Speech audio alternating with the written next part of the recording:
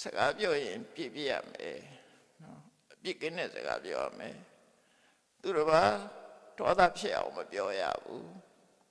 နော်အပြစ်ကင်းပြီးတော့နားချမ်းသာတဲ့စကားမျိုးပဲပြောရမယ်ကိုပြောတဲ့စကားကြားရင်လူဟာစိတ်ထဲမှာကျဉ်းနှံ့သွားဟရိငါမှာနှလုံးသားထဲထိအောင်ရောက်သွားတဲ့စကားမျိုး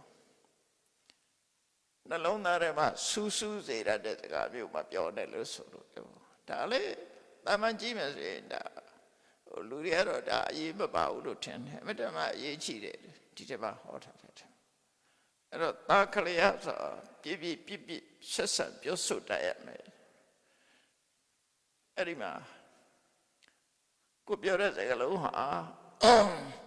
အပြစ်တင်ပွဲရှုတ်ချပွဲမရှိစေရဘူးနော်တစ်ဖက်သားကိုဒေါသထွက်တဲ့စကားမျိုးမဖြစ်စေရဘူးနားချမ်းသာတယ်နှစ်သက်တယ်မြတ်နိုးတယ်စိတ်နှလုံးနဲ့ရောက်တယ်ရှင်ကျေးတဲ့ပုဂ္ဂိုလ်တွေသုံးတဲ့အသုံးတို့မျိုးဖြစ်ရမယ်